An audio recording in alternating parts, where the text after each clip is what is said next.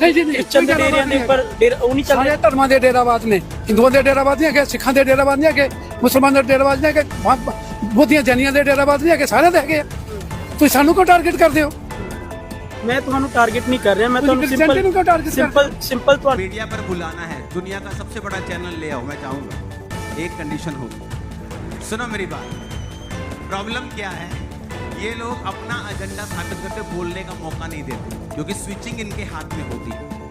तो मैं चैलेंज करता हूं आज। दोस्तों, क्या आपको पता है कि प्रोफेट बलजिंदर सिंह को कोर्ट के द्वारा उम्र कैद की सजा मिलने के बाद कई न्यूज चैनल्स क्रिश्चियनिटी को बदनाम करने की कोशिश करने में लगे हुए हैं, जिनकी एक वीडियो पिछले कल अपोस्टल अंकुर नरूला जी ने अपने फेसबुक के अकाउंट से शेयर की, जिसको मैं आपको दिखाने जा रहा हूं।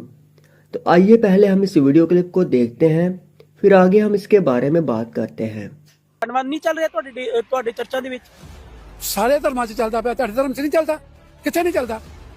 ਤੁਸੀਂ ਮੈਨੂੰ ਦੱਸੋ ਕਿਹੜੀ, ਮੈਨੂੰ ਦੱਸੋ ਤਾਂ ਮੈਂ ਤੁਹਾਨੂੰ ਦਿਖਾ ਦੇਣਾ ਉੱਥੇ ਜਾ ਕੇ। ਇਸ ਧਰਮ ਦੇ ਵਿੱਚ ਤੁਸੀਂ ਦਿਖਾਣਾ ਚਾਹੁੰਦੇ ਹੋ, ਦਿਖਾ ਦਿਓ। ਚੱਲ ਪੋ ਮੇਰੇ ਨਾਲ, ਕਿੱਦਾਂ ਚੱਲੋਗੇ?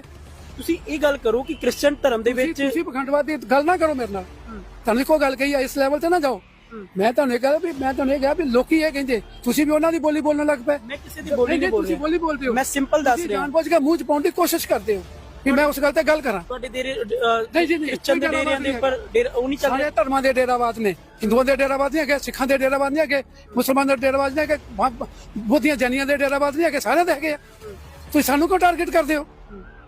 ਮੈਂ ਤੁਹਾਨੂੰ ਟਾਰਗੇਟ ਨਹੀਂ ਕਰ ਰਿਹਾ, ਮੈਂ ਤੁਹਾਨੂੰ Christianity ਨੂੰ ਕਿਉਂ target ਕਰਦੇ ਹੋ? ਸਿੰਪਲ ਤੁਹਾਨੂੰ ਸਵਾਲ ਪੁੱਛ ਰਿਹਾ ਮੈਂ ਨਹੀਂ, ਕਿ ਸਿੰਪਲ ਨਹੀਂ ਹੈਗਾ। ਚਰਚਾਂ ਦੇ ਵਿੱਚ ਤੁਸੀਂ ਜਾਣਬੁੱਝ ਕੇ ਇਸ ਚੀਜ਼ ਨੂੰ ਲੈ ਕੇ ਜਾਣ ਦੀ ਕੋਸ਼ਿਸ਼ ਕਰਦੇ ਹੋ।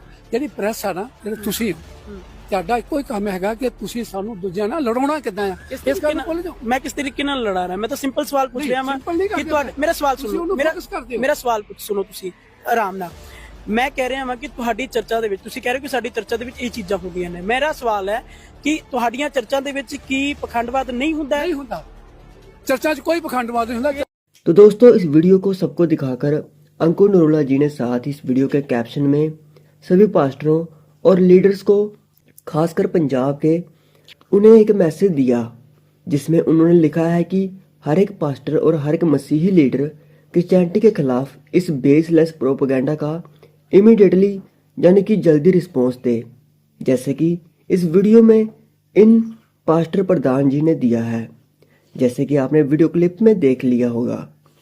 दोस्तों, मैं आपको अपने मन की बात बताऊं तो प्रोफेट बलजिंदर सिंह को लेकर, जिसमें कई उनके खिलाफ और कई उनके पक्ष में वीडियोस बना रहे हैं, जिनमें ज़्यादातर खिलाफ ही हैं, इन्हें देखकर मैं पिछले कुछ दिनों में काफ़ी कुछ ऑब्जर्व कर रहा हूं, जिसमें यह भी कि कैसे अब मीडिया चैनल वाले और कई पॉडकास्ट करने वाले क्रिश्चियनिटी को टारगेट करने में लगे हुए हैं, और इसी बहाने वह क्रिश्चियनिटी को लेकर तरह तरह की बातें कर रहे हैं, और तो और पूरी कोशिश करने में लगे हुए हैं कि चर्चों में होने वाले परमेश्वर के चमत्कारों को पाखंड या अन्य जातियों के सामने झूठ साबित कर सके।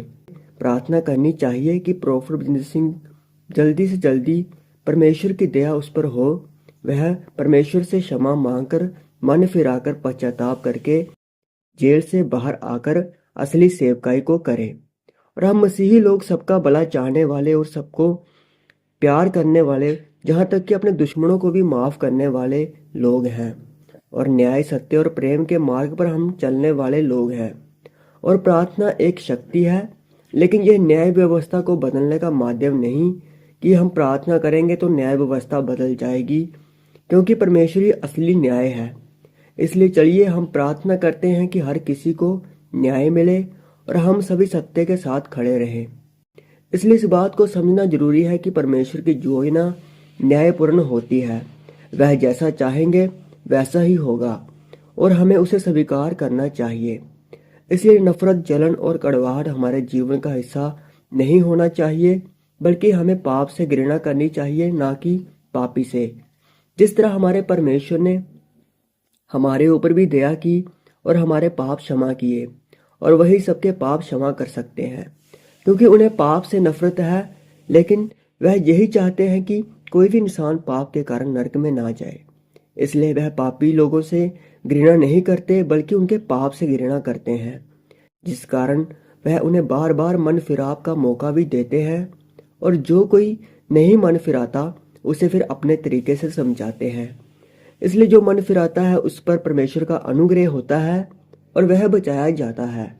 बाकी दोस्तों, मेरा मकसद किसी भी परमेश्वर के दास का न्याय करना या फिर किसी की भी बुराई करना बिल्कुल भी नहीं है, बल्कि मैं तो चाहता हूं कि हम सभी ऐसे समय में मिलजुल कर प्रेम से रहें और परमेश्वर के प्रेम में और ज़्यादा बढ़े और एक दूसरे के लिए प्रार्थना करें, चाहे वह परमेश्वर के दास हों या फिर विश्वासी हों।